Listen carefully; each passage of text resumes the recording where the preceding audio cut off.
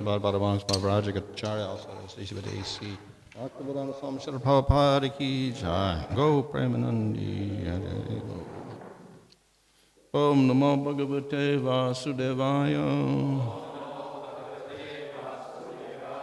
Om Namo Bhagavate Vasudevaya Om Namo Bhagavate Vasudevaya Nama Om Vishnu Padaya Krishna Prasthaya Bhutale Srimate Bhaktivedanta Swami Niti Namane Namaste Saraswata Devi Gauravani Prachadane Nirvashesha Shunyavadi Paschatya Deshatarane Sri Krishna Chaitanya Prabhu Nityananda Sri Advaita Gadadhar Shivasari Gaur Bhaktivinoda Hare Krishna Krishna Krishna Hare Hare Hare Rama Rama Rama Hare Hare. Reading from Srimad Bhagavatam, Canto 3, Chapter 22, Verse 1. Maitreya Uvacha Evam Avriskrita Shesha Aguna Karmo Dayo Munim Savrida Eva Tam Samrad Uparatam Uvacha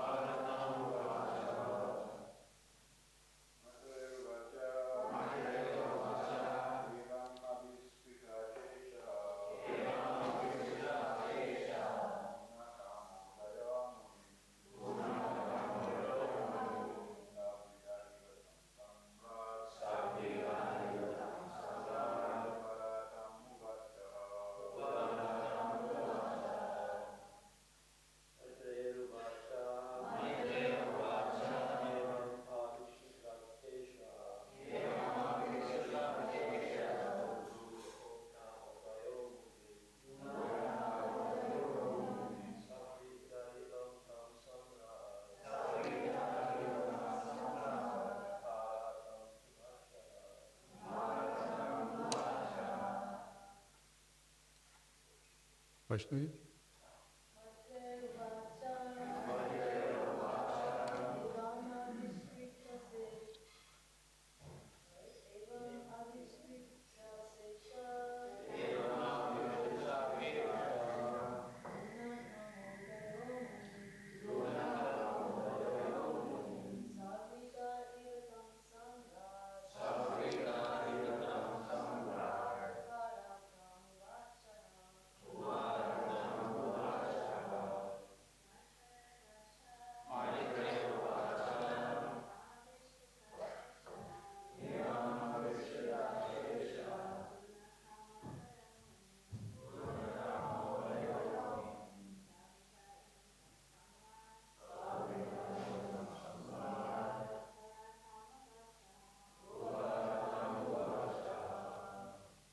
Maitreya, the great sage Maitreya, Uvacha, said, Evam, thus, Aviskrita, having been described, Ashesha, all guna of the virtues, karma of the activities, Udaya, the greatness, Munim, great sage, Savrida, feeling modest, Eva, as though, Tam, Kardama, Samrat, Emperor Manu, Uparatam, silent, Uvachaha, addressed.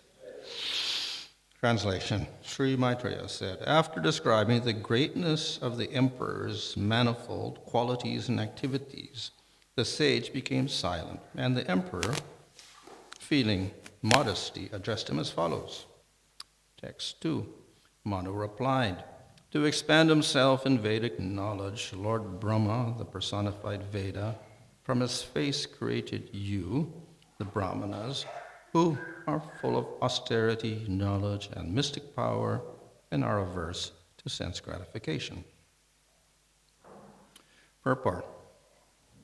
The purpose of the Vedas is to propagate the transcendental knowledge of the absolute truth. The Brahmanas were created from the mouth of the Supreme Person, and therefore they are meant to spread the knowledge in order to spread the glories of the Lord. In Bhagavad Gita, also Lord Krishna says that all the Vedas are meant for understanding the Supreme Personality of Godhead. That is especially mentioned here, Yoga Yukta Alampatan, that Brahmanas are full of mystic power and are completely averse to sense gratification. Actually, there are two kinds of occupations. One occupation in the material world is sense gratification, and the other occupation is spiritual activity to satisfy the Lord by his glorification. Those who engage in sense gratification are called demons, and those who spread the glorification to the Lord or satisfy the transcendental senses of the Lord are called demigods. It is specifically mentioned here that the Brahmanas are created from the face of the cosmic personality, or Virat Purusha. Similarly, the Kshatriyas are said to be created from his arms, the Vaishyas are created from his waist, and the Sudras are created from his legs. Brahmanas are especially meant for austerity, learning, and knowledge, and are averse to all kinds of sense gratification. So, here we have a description of the four Varnas produced from the universal form. This is kind of a common feature of the universal form. The universal form creates all the planetary systems. So we have Satyaloka on the top and Patalaloka at the bottom on the feet. And we have all the elements on the body. And similarly, we have among human beings, we have the four Varnas situated on the body of the Lord. So the Brahmanas at the head and the Sudras are at the feet. So in these descriptions, we see there is some sort of hierarchy from topmost and the head being superior and the bottom being inferior. So we have the topmost planets and the lowest planets, or the subtle elements and the gross elements, and then we have the highest caste, the Brahmana, and the lowest caste, the Sudra, as parts of the body. So, of course, we have all sorts of living entities, but the human being is considered to be the best among them. And then the human beings are classed again, subdivided from superior to inferior. Of course, if we examine this, people will get a little insulted by saying there's inferior human beings and there's superior human beings because everybody's created equal, etc. But we do have to face the fact that there are gunas in material nature And everything in the world is affected by those gunas. And if there's a prominence of sattva gun, that is superior.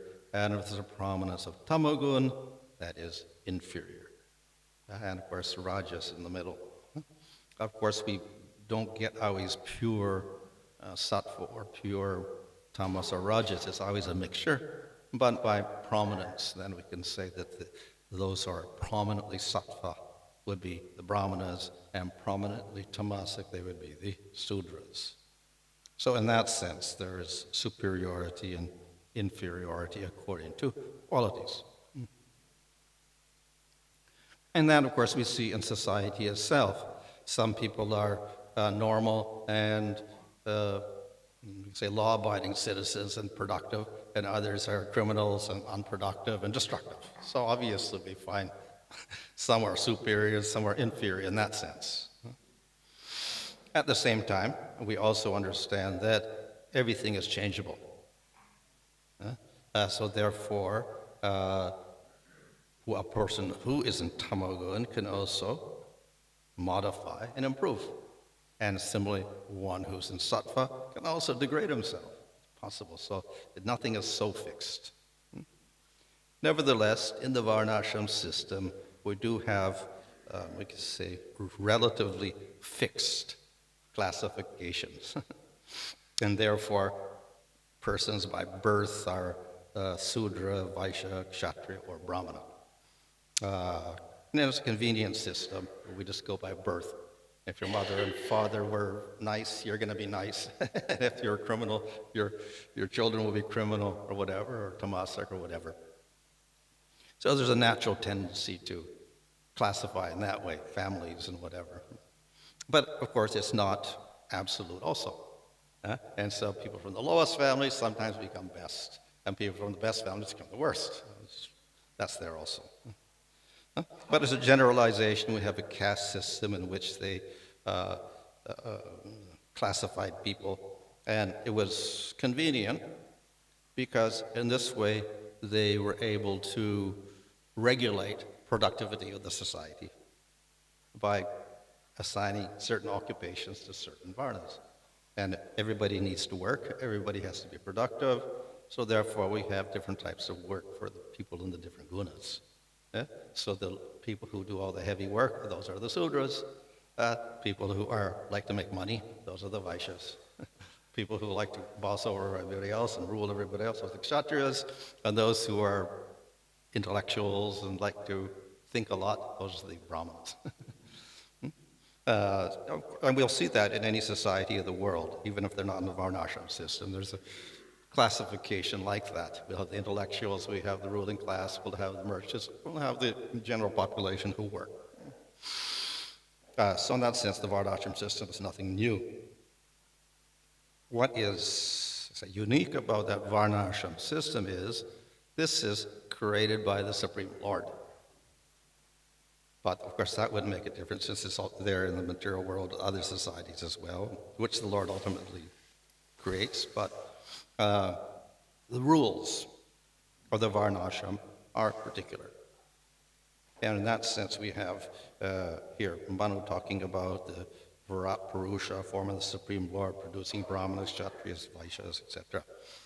So the brahmana is defined by the rules he follows, and similar to the kshatriya and the vaishya and the sudra. So there's a set of rules for everybody. And this becomes svadharma. Everybody has their dharma to follow. So the brahmana follows his dharma, sudra follows his dharma. What is that dharma? It's defined by scripture. Things you do, things you don't do. So, in this way, and it all comes from Supreme Lord, as we see here from the Virat Purusha. Or, of course, we find teachings of the Lord. Krishna teaches Bhagavad Gita. Other forms of the Lord are teaching other things. But they always include this idea of dharma and the four varnas. So we can say that this social system, and also political system that is set up, is more precise than the natural system we see in other countries of the world, It is regulated by specific laws coming from Scripture, which comes from the Supreme Lord. And thus Bhaktivinoda Thakur says this is a perfect system because it comes from the Supreme Lord. Perfect because its goal is different. Most societies will base their social structure on, let's say, productivity and everything. So material prosperity. Let us have a stable society so everybody can eat and prosper, etc. Material goal. That is also one of the purposes of this varnashram system. Everybody should engage, everybody should support themselves, everybody should get enough to eat, everybody has a level of happiness, etc. But there's another goal, which is a little bit indirect, but nevertheless, because this system is created by the Lord, it is not complete in itself. This system is part of a bigger system.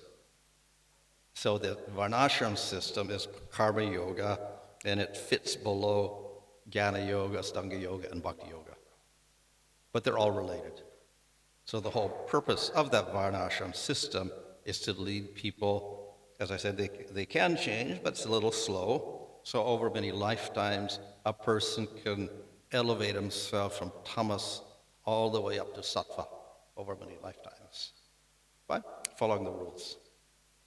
So that is the purpose of the rules and why it's scientific, because you follow your rules at the bottom, you get purified, and then gradually you rise up until you get to the top by following rules. So what to avoid, sins to avoid, pious activity, etc. Gradually elevate yourself through the gunas over many lifetimes until you come to sattva. And in sattva, you become brahmana. And what is described here is the brahmana is austere, he has knowledge, he has mystic powers, he is averse to sense gratification. So the Brahmana is the one who's qualified to get beyond the system. In other words, the Brahmana is qualified for liberation. So therefore he practices jnana yoga and astanga yoga. And they can get out of the material system. So, in other words, the whole purpose of the system is elevate to sattva, and then we have another yoga, jnana yoga and astanga yoga, to get you out of the material world. Okay? So, in that sense, it's superior to any material social system because it has a spiritual goal in mind. And of course, beyond that, we have bhakti. So, in this way, the Supreme Lord arranges for even the most unqualified people to elevate themselves over many lifetimes and then get released from the material world. And this whole process of rebirth. So that's one of the goals of the Supreme Lord. So this system is superior to other systems. Unfortunately, it takes a long time. And even in the modern world, people do recognize it takes a long time for people to change. Very difficult for people to change. And especially if you're in the lower gunas, more difficult because they don't want to listen. They don't have intelligence or whatever. Very difficult for people to change. But Krishna recognizes that it is possible for people to change. So if it's difficult, therefore he makes a gradual system. Gradually, over many births, you rise up in tamagun. Then you go through rajagun, many births, and then you get to sattvagun. So it's a gradual improvement of character. Because he recognizes people are difficult. They don't want to change. So that's the system. So in one sense, it's practical. It recognizes the stubborn nature of the jiva to stay in the material world and not listen to anybody and try to get his own enjoyment. So this is a kind of a tricky system by which, without knowing it, you get elevated gradually until you become very intelligent as a brahmana and you begin to seek out spiritual life. So that's a system, and therefore it's presented as part of the Bhagavatam, part of the Bhagavad Gita, and part of the Vedas. There's a whole section of the Vedas. So we have each Veda, there's 4 Vedas. Each Veda has 4 parts. One part is karma, whole part. No, two parts are karma, actually. Brahmanas and Aranyakas. It's all karma, karma yoga, karma kanda. So half of the Veda, each Veda is karma kanda. One section, which is much smaller, is jnana kanda. That's Upanishads. So each Veda has a few Upanishads attached to it. They're not so big. And then we have, of course, the big section, Upasana Kanda. That's the verses glorifying Vishnu and Shiva and all sorts of devatas. So half of the Vedas is Karma Kanda, this system to elevate people in the material world till you're qualified for jnana.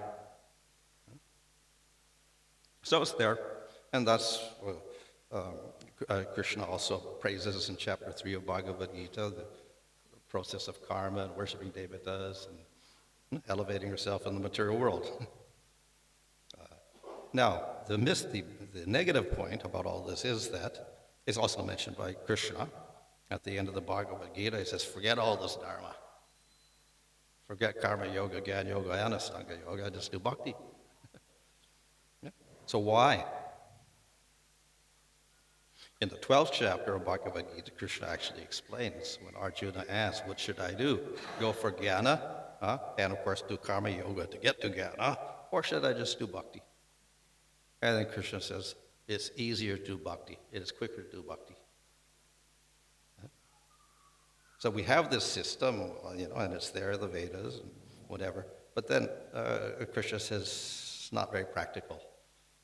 So why is it there at all? The answer is that system was there in previous yugas, because the yugas rotate throughout the day of Brahma. But in Kali Yuga, particularly our Kali Yuga, that whole system of Varna ashram with the Manus here, directing societies, disappeared. And it's described in 9th canto how Vaivasata Manu started his dynasty. It's described in the 8th canto. And then the 9th canto, through the Sun dynasty and the Moon dynasty, from Vaivasata Manu coming out, gradually, everything dissipates, and we get Kali Yuga, and Sudras assassinate the king and whatever. We get all sorts of problems. And the final descendant of Manu gives up, and he runs away to the Himalayas. And he's hiding. But it's required that the descendant of Manu rules. He is the king. And he's empowered by the Supreme Lord. So that's how the system goes on through each Manvantara, all the way through the day of Brahma. These empowered kings rule in the dynasty of Manu, and they establish this whole system with all the Varnas and ashramas, etc. But unfortunately, in our Kali Yuga, the Manu's descendants given up. This guy who retire early. Of course, he doesn't give up completely, because it says when Satyuga comes again, he'll reappear and says, here I am, and he'll establish the system again. But he's kind of given up for our Kali Yuga. So we don't even have a king there to institute this system and keep the Brahmanas at the top and the Sudras at the bottom and make sure everybody's following. So it's very difficult. And of course, people in Kali Yuga themselves are not very qualified. Everybody is like a Sudra by birth. So it's difficult to have all these classes clearly distinguished. So that is why Krishna says, forget this whole system. Sarva dharma parityajya. Give up all dharmas and just surrender. Just do bhakti.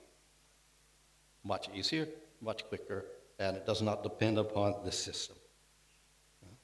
So therefore we should understand that when Krishna is talking about Varnashram system in Bhagavad Gita and here, it is there, but it's not that he's telling us you must do this now. Because Krishna says the opposite in Bhagavad Gita. Give up all dharmas. Just do bhakti. So, therefore, the main emphasis we have is the process of devotional service. That's our main process. And, of course, we can do elements of, karma yoga, jnana yoga, astanga yoga, etc. It's all secondary to support this bhakti yoga. So what is special about bhakti yoga? As I said, Krishna says in chapter 12 of Bhagavad Gita, it is quicker, it is easier. But why? Krishna produced the system also. He produces jnana and yoga. So why this is better? All made by Krishna. It's all from Krishna. But if we look closely, we'll find out that all of these systems belong to the material world. So Varnashram system emerges from Tama and Rajagun, and Jnana and Astanga Yoga arise from Sattva Guna. And this is directly stated in 11th canto by Krishna. Jnana Yoga is Sattva, comes out of Sattva. So they belong to the gunas, actually, all these systems.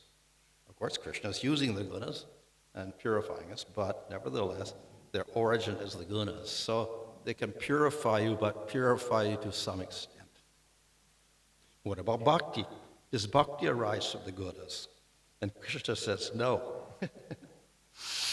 Bhakti arises from Krishna.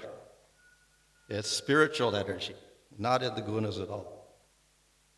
So it is very distinct from all other systems, bhakti yoga. So, if we practice bhakti yoga, which is beyond the gunas, nirguna, coming from Krishna, filled with his mercy, then very easy to surpass the gunas. You don't have to fight with the gunas. It's a superior energy coming to us. So that is why it is said that a person who practices bhakti yoga is beyond the gunas. Samatitya, he goes beyond the gunas by practicing bhakti yoga, because it doesn't belong to the gunas at all. So, very, very different system from karma, jnana, or Astanga yoga. Very, very different. Very different from this whole system of varnas and ashramas which belong to the gunas. It's, of course, nectar devotion there. Rupa Goswami says that actually bhakti yoga is the hladini and samvit shaktis of Krishna, part of his internal energy. Therefore, very, very different from these material processes, and thus more powerful. So that is why process of bhakti is easier and quicker, because it's Krishna's energy. Of course, we can say that ultimately it means Krishna is more merciful. In Nectar Devotion, Rupa Goswami points out that Krishna is very attracted to his devotees. And that's represented in the sixth quality, unique quality, Krishna Karshani. Bhakti attracts Krishna. And we could say, well, what about, isn't Krishna produces Varnashram system and Karma Yoga, he produces Jnana Yoga, isn't he attracted to that? Of course he makes it, but he is attracted and controlled by bhakti. So therefore, bhakti is very special. It's all produced by the Supreme Lord, but bhakti is the internal energy of Krishna. It's very, very special. So therefore, it controls Krishna. You know, Radha is controlling Krishna, so bhakti controls Krishna. So very, very special process. So if one practices bhakti yoga, what happens? We get the mercy of Krishna.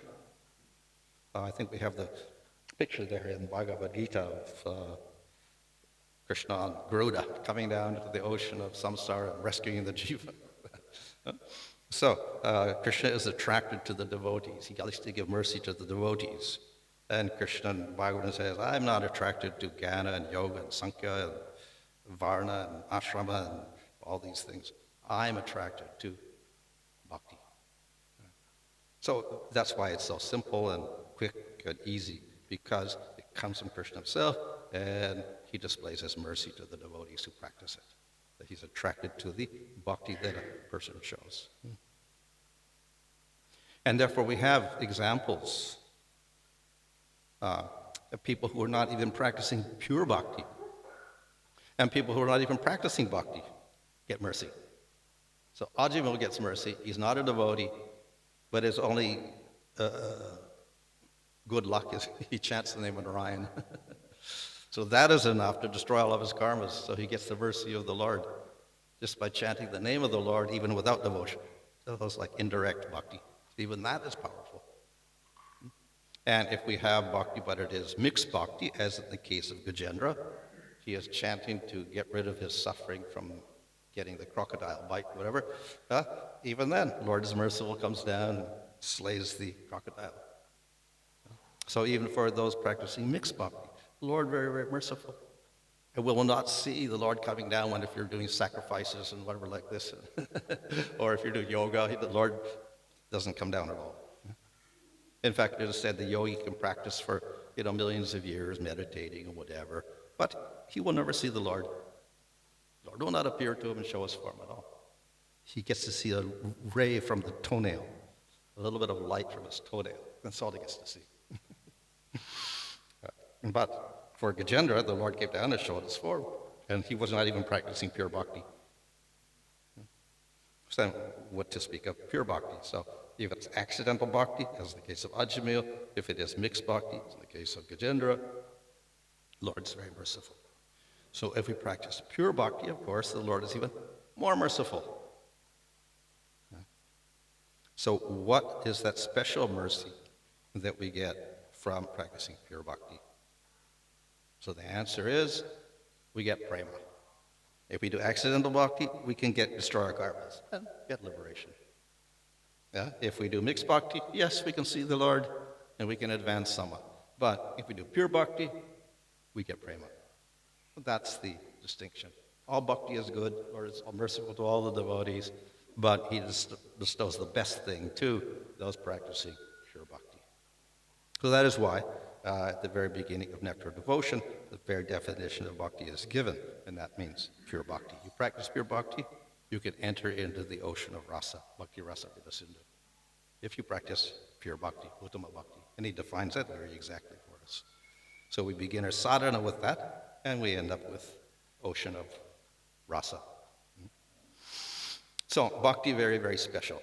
We get easier, quicker, and we get highest result. Other processes, we don't get that far. If you do karma yoga, follow varnashram very nicely, you can raise yourself in the material world. But even then, it is subject to problems. We see the example of King Nriga, trying to do all of his karmas nicely and donate cows and whatever. What happens? He has to go to hell and become a lizard because he made a mistake. Of course, he's trying to elevate himself in the material world, and he ends up suffering as a lizard because he gave the wrong cow to the wrong brahmana. So karma yoga doesn't take you out of the material world at all. If you do jnana yoga and astanga yoga, the hope is you can get liberation in your cycle of birth and death, going into Brahman. But our acharyas point out, even that doesn't really work if you offend the Lord. If you offend the Lord, you fall. So if you say, I'm in a person that's like an emergent Brahman, God has no form, then you fall. So if you want to get liberation, even then, you have to recognize the Lord. So that is why the intelligent jnani will also do some bhakti. And if he does the bhakti nicely, even though it is secondary and he wants to merge and he just worships the Lord, then he can get liberation. So what this shows is that karma, jnana, and yoga are dependent on bhakti ultimately for whatever meager results they give, material world or liberation or siddhis or whatever. And if you offend the Lord, you get nothing. And if you do all these systems so-called perfectly, you offend the Lord, zero.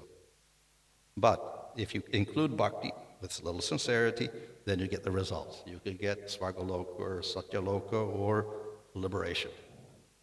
So these other processes also depend ultimately on bhakti, even though it does very little, but dependent. So this shows the greatness of bhakti. In other words, the mercy of the Lord is necessary for everything. And if you do a little bhakti and karma yoga, then you get a little mercy of the Lord, and you can go to Svargaloka. That's the mercy you get. If you do jnana yoga and worship the Lord, then you can get liberation. That's the mercy you get. And if you do bhakti, you can get prema. So, bhakti, therefore, is a very special process. And we should understand that when we hear all these other descriptions in Bhagavatam about other processes, don't get too attracted to them and start practicing all of them. Ultimately, bhakti is the process. This, of course, is the whole, if we look in the broad scheme of everything in the Bhagavatam, this is the whole theme.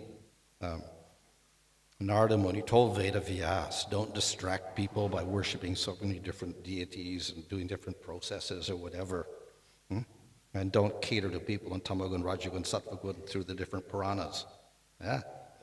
Just make everything simple for people in Kali Yuga. So the recommendation of Bhagavatam is the simplest possible formula to get the highest result for the people in Kali Yuga. And what is that? One, Krishna is supreme. Krishna is tu Bhagavan Swayam. Of all the forms, no devatas, we don't want devatas, and even among forms of the Lord, Krishna is the one we should worship, not other forms. Because he is the ultimate form with all the wonderful qualities manifested in full. And how do we approach Krishna? Through the process of pure bhakti. So that's the order given by Narada Muni to Vedavyas. So this is what Vedavyas does in the Bhagavatam, and of course recited by Sukadeva Goswami. Process of pure bhakti for Krishna. That Lord makes everything even simpler. Because the people of Kali Yuga can't even do bhakti properly. Therefore he gives Nam Sankirtan. And he says Chaitanya Mahaprabhu, of course, is another form of Krishna. He is also Swayam Bhagavan Krishna in another form. He propagates and empowers chanting of the holy name as the easiest form of bhakti. Bhakti is the easiest, quickest, and get the mercy of the Lord, but chanting the name of Krishna is the absolutely simplest, best, easiest, and gives you the highest result of all. Very, very merciful. Yeah. In the Brihad Bhagavatam, we have the story of Gopakumar, and he gets a mantra from his guru, happens to be Krishna mantra, and the secret mantra, 10-syllable mantra, and he's chanting this mantra, and he gets up to Swargaloka, then he gets up to Satyaloka, then he gets up to Shivaloka, then he gets to Vaikuntha, and he's looking at Vishnu, and he's kind of okay, but he's not so satisfied also. And then Narada Muni comes and says, see, if you want to get to another place where Krishna resides, not Vishnu, you have to do Nam Sankirtan. So he was chanting Krishna mantra, but it was not enough. 10-syllable mantra. You have to chant the name of Krishna. So I began chanting the name of Krishna, then he went to Goloka. So even other things related to Krishna may not get you to the highest level, but Nam Sankirtan can get you to the highest level of all. That is the realization of Krishna in the spiritual world. So a very special process. So that is why in the Bhagavatam, it says even if you just once purely chant the name of the Lord, you're beyond this whole system. And if you're born outside the system as a dog eater, a chandala, or a malacha, and you chant the holy name once purely, you're superior to the Brahman.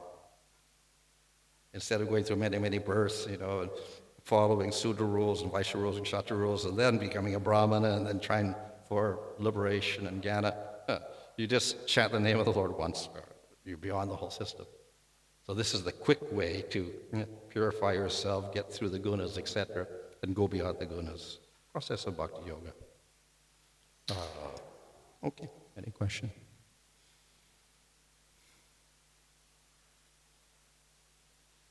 Mm-hmm.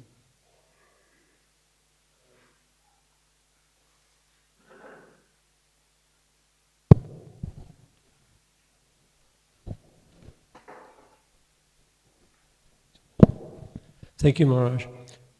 It seems that I can sort of see how the system of Varnashram and Bhakti, that you can see the potential for conflict in the sense that, as you said, other people are following rules and they spend a lifetime following the rules, so then that sort of birth thing comes in, that you only advance by birth. Yeah. And then someone from any guna starts to perform Bhakti. It's beyond. Yeah. So there's going to be resentment there, it seems like. Definitely. So that even in Lord Chaitanya's time, that was so. The Brahmanas were criticizing, what is all this chanting like that? And of course, Haridas Thakur was glorifying the holy name. Even Namabas, you can get liberation. One Brahmana came along and said, nonsense. this is not true. You have to do jnana and yoga, and you have to be austere. Then you can get liberation. But just chanting the name, that's not going to get liberation. Destroy all your karmas. Huh? And he says, if it is true, let my nose fall off. And then his nose did fall off a few days later. He got leprosy. Everybody was shocked. But anyway, there was opposition in Lord Chaitanya's time also.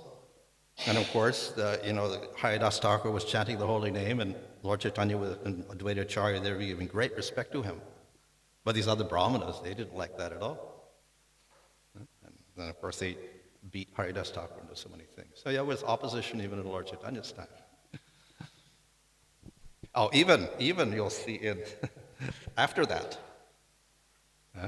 when in Bhaktivinoda Thakur's time even, there was smarta brahmanas who were saying, these Gaudiya Vaishnavas, they're worshipping the deity, whatever, and they're not even brahmanas, and whatever, they take initiation or worshipping the deity. This is not proper. You have to be a brahmana to worship the deity. So then they had this big debate. They called all the different smartas and Vaishnavas, Gaudiya Vaishnavas, learned Vaishnavas together to discuss this and come up with a conclusion. And they were, heated arguments back and forth like that. Bhaktivinoda Thakur could not go, but he sent Bhaktisiddhanta Saraswati Thakur, and out of that we got one called Brahman and Vaishnava. That's the book in which he presents his different arguments. Yeah?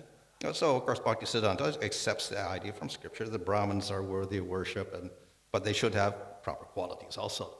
So it's not just birth, but your quality is also necessary. But then the other point was that the Vaishnava is even superior to that. So he gets more respect.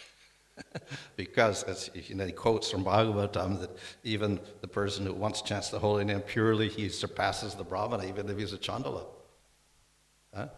And for that reason, then, he established this system in our initiation that when you get your mantra, Krishna mantra, and second initiation, then you get a thread and you get the Brahma mantra, Brahma Gayatri mantra, which means not that you're a Brahmana, but you're superior to a Brahmana. You can do anything a Brahmana can do.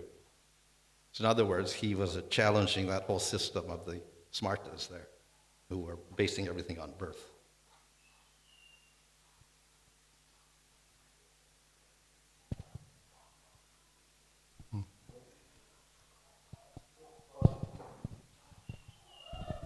Hare Krishna. So, for a devotee practicing bhakti, so at what stage does he lose his right to perform his karmas? So, varnashram karmas like Sandhya Vandanam, those kind of chanting Gayatri. So, only a person at the level of Bhava and Prema, does he lose the right to perform Sandhya Vandanam, etc., or like at what stage performing Uttama Bhakti? Well, in Bhagavatam it says, when you have faith and a taste for hearing topics of the Lord, etc., performing bhakti, then you don't have to do all these other things. And of course it says, even if you give up all of these rituals and karmas, it's not a sin. And you should never think it is a sin if you have to give them up. If you have that faith in devotional service, then you begin the process. So it's not only when you get to bhava or prema or whatever like that. Nevertheless, we do see that many advanced devotees who are in bhakti do not give up their varna, ashram, rituals, etc. Like Lord Chaitanya. He took sannyas as part of the varna ashram system. All Lord Chaitanya's associates, most of them, were following their duties. We had brahmanas and kshatriyas and vaishyas and sudras and navadvip. They stayed in whatever position. They didn't, supersede the system, and the sudras didn't say, you're nonsense brahmanas, we're going to be better than you. They kept their particular duties, etc. So, to some extent, they still followed system, as long as it was not contrary to bhakti, and they didn't want to disturb the social system. At the same time, they do have a right to give up everything, but you also have to be qualified. So you have to give up your occupation. You have to give up everything. You have to give up your ashram. You can't be a householder anymore. You can't even be a sannyasi. You give up everything. So this is what was called the Babaji. So in Lord Chaitanya's movement, after that, the equivalent of giving up everything, just doing bhakti, was the Babaji. But then not everyone is qualified to be a Babaji. they stay as a householder. If they're a householder, they have to follow some rules. So if they were in the remnants of the Varnashram system at that time, they follow those rules as a householder. So therefore, you can or can't. So the pure bhakti is dependent on your attachment to bhakti. So you can do either karma yoga, varnashram, or even jnana yoga, or astanga yoga, as long as it does not contaminate the bhakti, and it's still called pure bhakti. Okay? So we have many examples in Bhagavatam of great devotees, but they were also practicing varnashram system. The Manus themselves, Dhruva, Prahlad, Ambarish Maharaj, whatever. Great kings following varnashram system, but they're also great devotees. But those rules did not interfere and confuse their bhakti and give other material goals or whatever. So as long as it does not contaminate, you can or can't, you can reject the whole system or you can do it as long as there's no obstacles to your bhakti or your pure bhakti.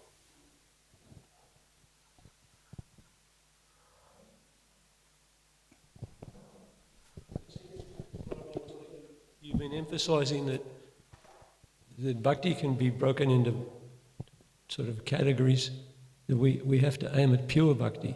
Yeah. Could you unpack that a little bit more?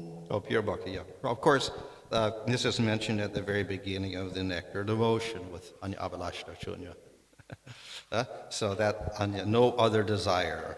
We have one desire, to serve Krishna. Other desires, no. That's pure bhakti. So an example of, in Bhagavatam it says, Bhagavad Gita, 4 types of people surrender to Krishna. One suffering, one who wants material assets, one who's curious, one who's knowledge. Yeah? So the first two are particularly kind of mixed bhakti. They want something. So they worship Krishna, but they're trying to get something out of Krishna also. So I worship Krishna, and I pray to Krishna, please give me some money, or please give me a job, or please give me a son, or whatever. So people go to the temple and pray. They're also devotees, but mixed, So that's a type of bhakti, and it's better than no bhakti. It's better than worshiping devatas, but it's also not the highest level. So we call this karma misra bhakti, so material desires mixed. A little bit higher, of course, is to get me out of the material world, please, Krishna, save me from all this misery, give me liberation. That's gyan misra bhakti. So that's not pure bhakti, and you can advance by that. You can get purified. Ultimately, you can get liberation, whatever. Even a little bit beyond that, you can get to Vaikuntha and have a weak relationship with the Lord through that. But you don't get full prema. So, if we start with pure bhakti, it doesn't mean that we are pure, because we've still got anartas, we've got faith, we got a little bhakti, but we got a lot of anartas, and we start sadhana, and we go through anarta and vritti to nishta and ruchiya sakti. We have anartas all the way through there. So it's not literally pure. So we have subconscious desires for material enjoyment even then. But at least in the practice of bhakti, we're not explicitly praying, please Krishna, give me this and whatever. And that's contaminated. So our aspiration is for serving Krishna purely. Let me just serve you. I'm not asking for anything. And you can do whatever you want with me. So that proper attitude should be there, even if we could not do it perfectly, even if we have subconscious material desires, etc. So that's in sadhana, our pure bhakti. But that will lead to pure bhakti and bhava and prema. But if we are always consciously mixing material desires or liberation desires into our bhakti from the beginning, we don't get to bhava and prema. We get something else. Huh?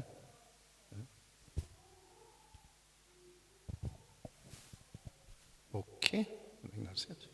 Fine. Okay. Hare Krishna. Bhagavatam ki, Srimad HH Bhanu Swami